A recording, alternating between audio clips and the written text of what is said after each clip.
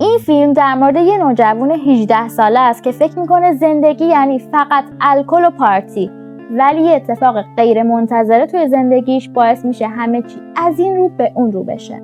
آماده‌ای برای تعریفش کنم؟ پس تا آخر ویدیو با من بمون. سلام، توی این ویدیو قرار با هم بریم سراغ یه فیلمی که هم حال خوب کنه هم ممکنه اعصابتون رو خط خطی کنه. The Spectacular Now، اکنون شگفت‌انگیز. قبلش بهتون بگم قرار تا سقف اسپویل داشته باشیم، پس امیدوارم ناراحت نشین. داستان با ساتر شروع میشه، پسری که هیچی رو توی زندگیش جدی نمیگیره و شعارش اینه که امروز حالشو ببر، بی خیال فردا. ساتر با همین سن کمش معتاد به الکله، یعنی انقدری که اون الکل میخوره من آب نمیخورم. تمام زندگیش خلاصه میشه توی پارتی رفتن با دوست دخترش کسیدی. البته رابطه این دوتا شبیه هنسفری گره خورده است، نه درست کار میکنه نه میشه انداختش دور. تا اینکه یه شب در حالی که ساتر مشغول تیک و تاک زدن با یه دختر دیگه بوده، کسیدی مچشو میگیره و رابطهشون تموم میشه. ساتر همون شب مثل دیوونه ها مست میکنه و یهویی وسط ناکجاآباد بیهوش میشه. صبح وقتی چشماشو وا میکنه میبینه روی چمن دراز کشیده و بالا سرش یه دختری ایستاده به اسم امی. در واقع این دوتا تو یه مدرسه بودن. امی از اون دخترای آروم و مظلوم و خرخونه که اصلا حضورش تو مدرسه حس نمیشد. دختر خوب خونه است و عصای دست مامانشه. ولی ساتر دقیقاً نقطه مقابلشه. پسر بی‌مسئولیت و سر به هواییه. با مادرش دوتایی با هم زندگی میکنن چون پدرش خانواده رو ول کرده و رفته. ساتر با همون زبون چرب و نرمش امی رو عاشق خودش میکنه و چون امی اولین تجربه رابطش بود خیلی راحت خر شد.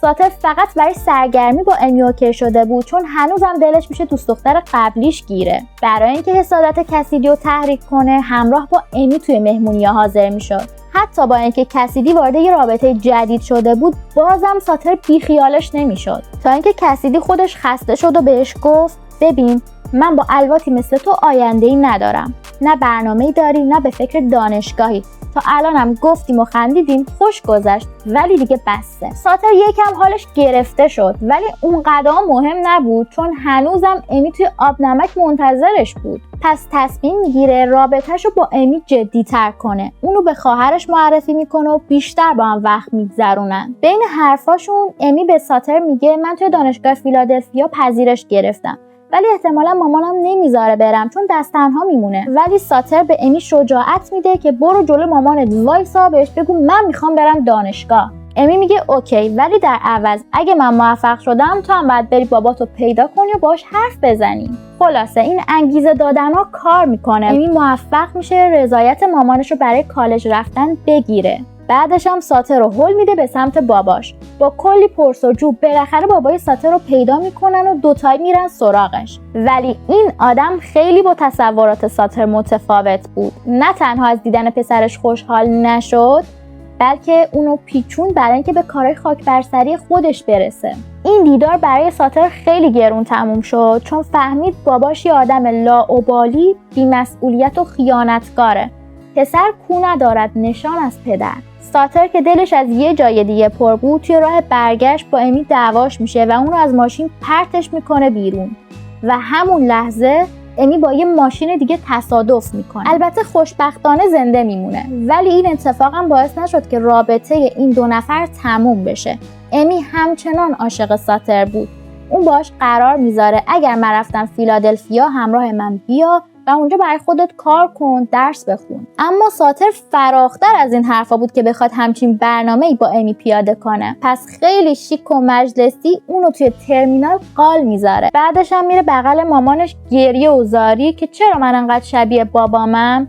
تو چی کشیدی از دست انبازیای ما؟ چرا انقدر دنیا به چپ همه؟ مامانش دلداریش میده که عزیزم تو ذاتت خوبه، شاید الان ان باشی ولی بچگیات خیلی مهربون بودی. خلاصه که ساتر یکم به خودش امیدوارتر شد و خیلی انقلابی طور بلند شد رفت سراغ امی و ساختن زندگی جدیدش. این فیلم چی میخواست بهمون بگه؟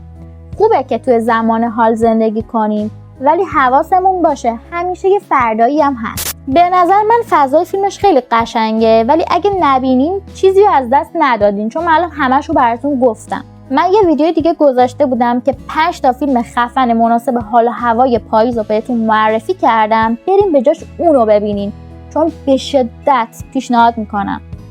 و اصلا میبینین من چقدر به فکرتونم. پس شما هم کانال رو سابسکرایب کنین، همراه من باشین چون کلی ویدیوهای قشنگ دیگه میخوام براتون بذارم. همین دیگه، بوس به کلتون. بای بای.